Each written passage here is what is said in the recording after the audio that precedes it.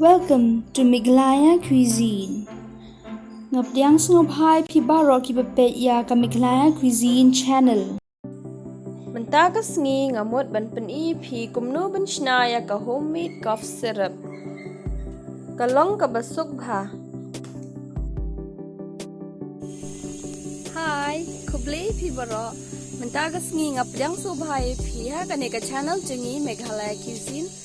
Ngamut ban shna ya ka video naduk menshua tangba. Namar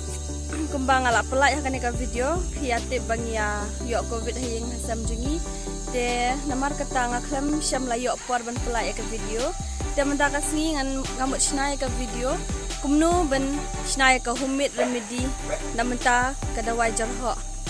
To saya page ma ban shna ya ka dawai jyrhoh ngidon kam usla tulsi kumbashi khami us ing kumshi 4 gram usok marit shisha moj bat ka ngap nengkong ngidei ban ot shwa ya us ing kumne nang ta saai shisha moj sok marit usla tulsi nang ta sadung to kan batai phi ki benefits jang kini ki ingredients jengi minta kasni ma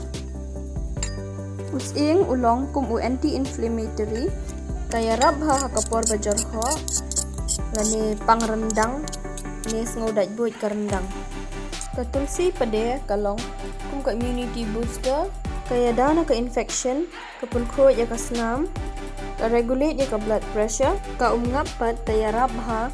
ba jyrhoh indigestion thakle bat kiwei pat usok marit pat uyara ban penduna ya ka cholesterol level kadon ro ka anti cancer properties haka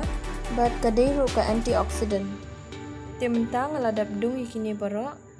bat ngalak khnyot lut ya ka ide ban khnyot bham de ban pensat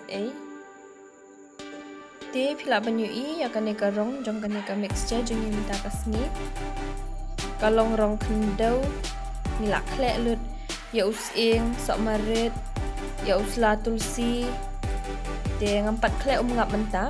lada de ba phimat ya kane menta kambang ru am kasat nang ta ka thang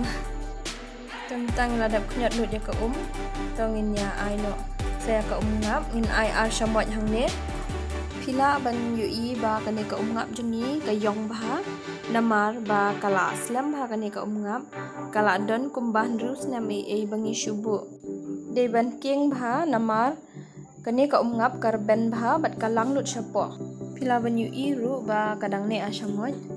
nan khlap yang sa shisien menta te kala thiang hi kane ka dawai jyrhoh jonga kala long ready bandi na menta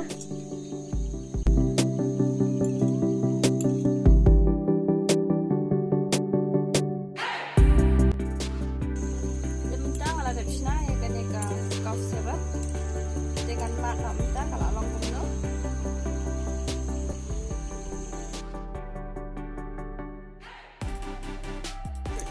kalau asal